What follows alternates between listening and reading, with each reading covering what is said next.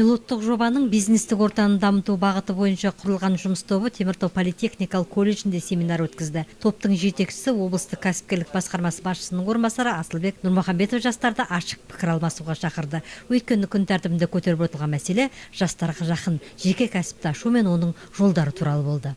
Наша группа работает по второму направлению.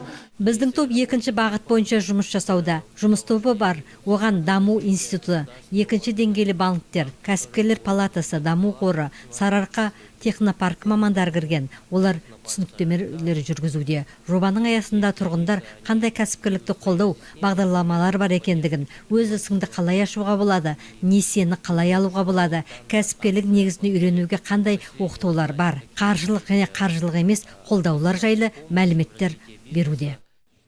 Өзінің жекесін ашуға ниеттенген жаса алдымен кәсіпкерлікті қолдау орталығына кәсіпкерлік негіздер жайлы дәріс тыңдауға тиіс. Оқудан өткен соң бизнес жоспарын әзірлеп, екінші деңгейлі банктерден несие алуға құжаттар әзірлейді. Биылдан бастап кәсіпкерлікті қолдау бойынша 6% несие беру бағдарламасы енгізілді. Семинар барысында жұмыс тобының мүшелері жастарға жеке бизнесті ашу мен несие алу жолдары жайлы кеңінен түсіндірді. Практически мы делаем всю работу вместо вас. 2 күндік оқудан өтіп сертификат алған соң, біз сіздер үшін барлығын өзіміз жасаймыз. Тіркеп, жауапкершілігі серіктестігін ашып, кіріс басқармасына тапсырамыз. Бухгалтерлік істерді жүргіземіз, оқытып үйретеміз.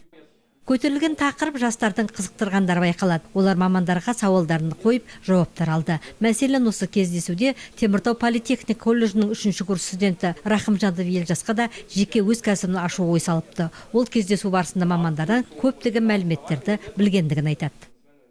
Мен білмеген көп заттарды айтты. Мысалы, кредитті қалай алу, қандай скидкалар болады, және де қандай субсидиялар болады. Жаңағы стартаперларға, енді жас бизнесмендарға налоговый көмектеседі, үкімет көмектеседі.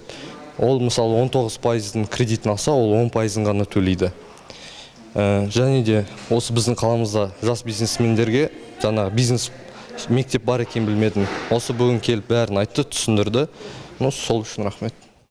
Жаңа жобаның екінші бағыты бойынша жұмыс тобы кәсіпкерлікті қолдау мен дамыту бойынша осындай семинарлармен қатар ашық есік күндерін ұйымдастыруда. Осылайша кәсіпкерлікті дамыту жайлы кеңестер беріп, мемлекеттік бағдарламалар жайын кеңінен түсіндіру жұмыстары жүргізілуде. Осы арқылы жеке кәсібін ашамын деушілерге ақпараттық қолдаулар жасалуда.